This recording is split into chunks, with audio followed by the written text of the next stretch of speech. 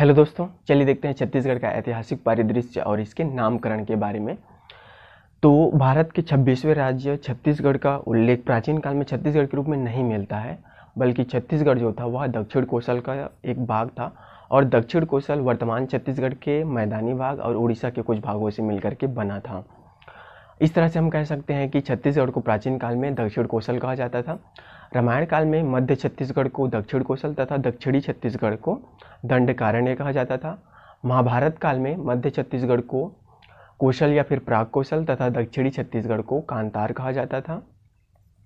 गुप्त काल में मध्य छत्तीसगढ़ को कोशल या फिर दक्षिणापथ तथा दक्षिणी छत्तीसगढ़ को महाकांतार कहा जाता था। चिंदक नागवंशी शासकों के समय में बस्तर को चक्रकोट या फिर भ्रमरकोट कहा जाता था।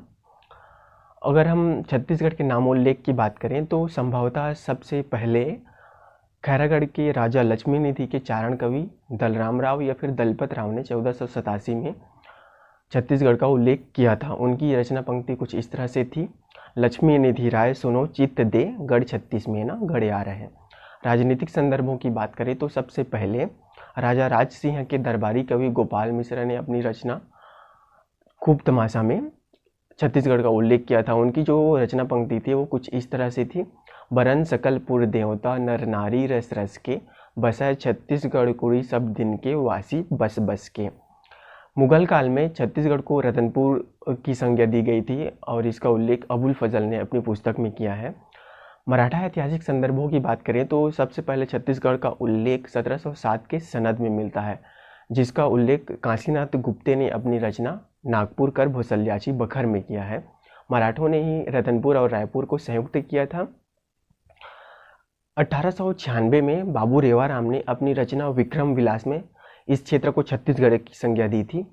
उन्होंने तवारीख ए है वंशी राजाओं भी लिखा है। उनकी जो रचना पंक्ति थी वो कुछ इस तरह से थी। तिनमें दक्षिण कोसल देसा, जहाँ हरि ओतु केसरी वेसा, तासु मध्य छत्तीसगढ़ पावन, पुण्य भूमि सुर नर मुनि मन भावन। ब्रिटिश काल की बात करें तो पुरातत्ववेत्ता कनिंघम ने इस क्षेत्र को महाकोशल की संज्ञा दी थी।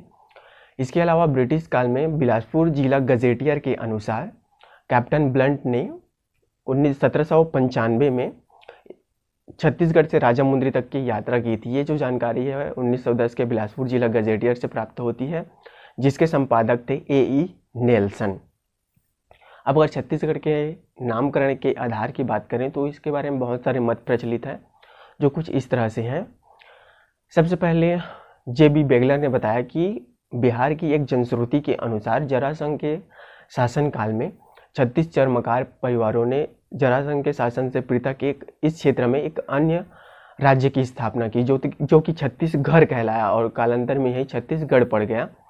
हीरालाल के अनुसार कलचुरी वंशी, जिसे चेदी वंशी भी कहा जाता था, उनके आधार पर इस क्षेत्र को छत्तीसगढ़ कहा गया, जो कि बाद में छत्तीसगढ़ हो गया। इसके अलावा यहाँ पर 36 किलो या फिर गढ़ों के आधार पर छत्तीसगढ़ नाम पड़ा, ऐसा भी माना जाता है।